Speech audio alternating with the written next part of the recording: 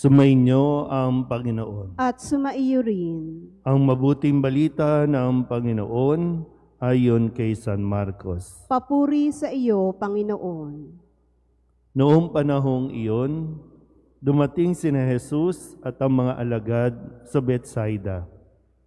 Dinala kay Jesus ng ilang tao ang isang bulag at ipinamanhik na hipuin nito. Inakay niya ito sa labas ng bayan, niluran sa mga mata, saka ipinatong ang kanyang mga kamay. May nakikita ka na bang anuman? Tanong niya. Tumingin ang lalaki at ang wika.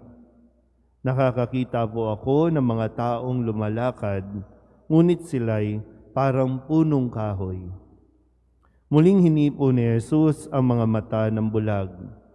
Ito'y tuminging mabuti. Nanumbalik ang kanyang paningin at maninaw niyang nakita ang lahat. Sinabi sa kanya ni Jesus, umuwi ka na. Huwag ka nang dumaan sa bayan. Ang mabuting balita ng Panginoon. Pinupuri ka namin, Panginoong Hesukristo. Isang magandang umaga po sa inyong lahat.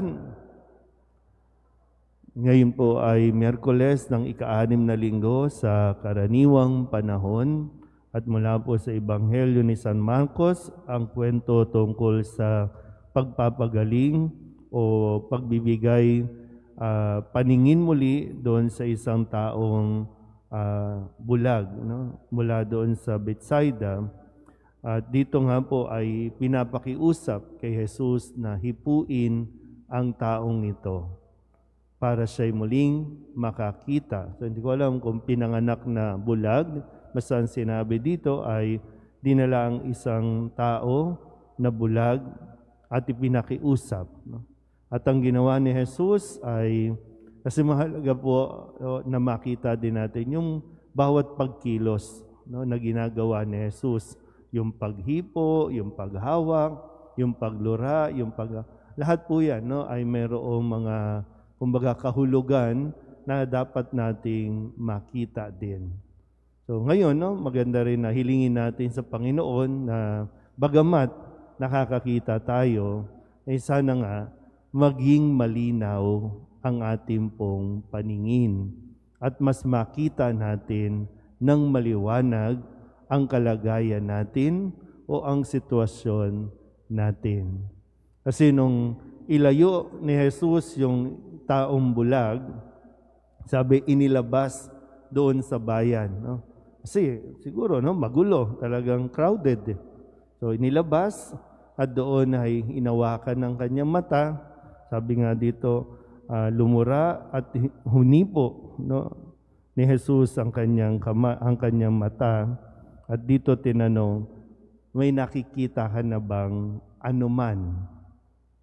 Hindi niya naman sinabi, may nakikita ka na ba? Specific, no? Pero ang sabi naman ni Jesus, may nakikita ka na bang kahit ano? Kasi no, yung kahulugan ng anuman. May nakikita ka bang anuman o kahit ano? Totoo naman, opo, may nakikita po ako mga tao, pero para mga punong kahoy. Kaya muli siyang hinipo ni Jesus, yung mata niya at nakakita na ng mas maliwanag. Okay pa tayo? Okay. So gaya ng nasabi ko kanina, maganda po nahilingin natin sa Diyos na makakita talaga tayo ng malinaw. Marami pong sitwasyon, kalagayan natin mismo, yung akala natin, yan na siya. Yung pag nakita mo, yan na. Kaya napakabilis natin mag-react, lalo na kapag pangit yung nakikita natin o hindi maganda sa paningin natin. Sa unang tingin, akala mo problema. Sa unang tingin, akala mo pabaya. Sa unang tingin, akala mo irresponsable. Sa unang tingin, akala mo walang pakialam. Pero yung paanyaya sa atin ngayon, tingnan mo ulit. Tingnan mo. Baka akala mo hindi ka mahal. Tingnan mo ulit.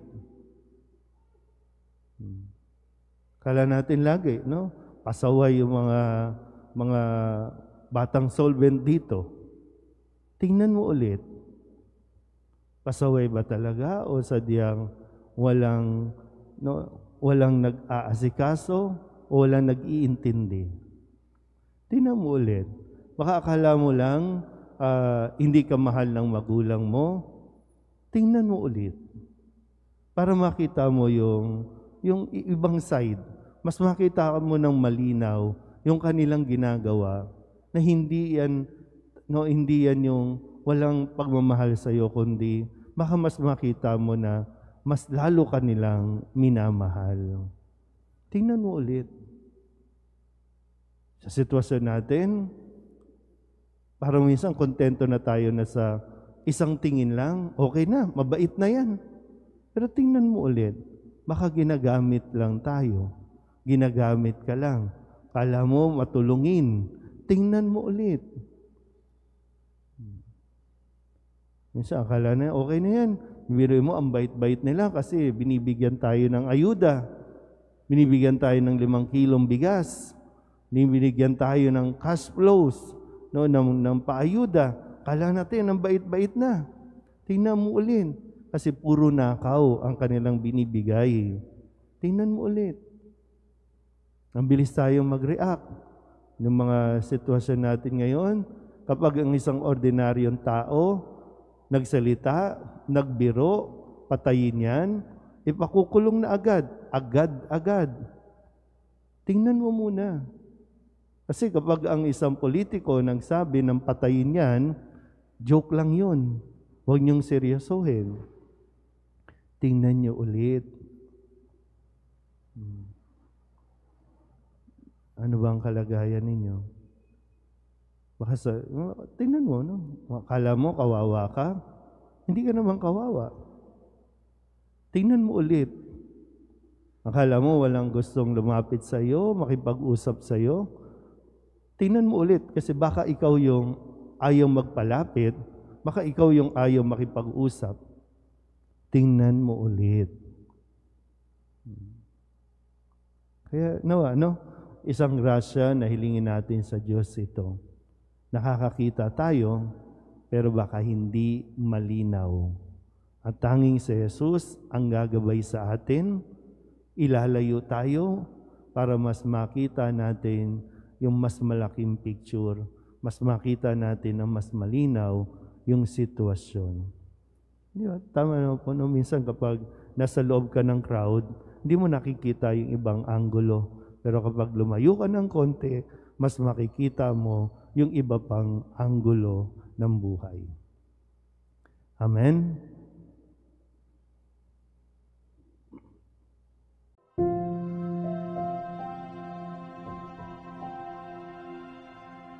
Amen.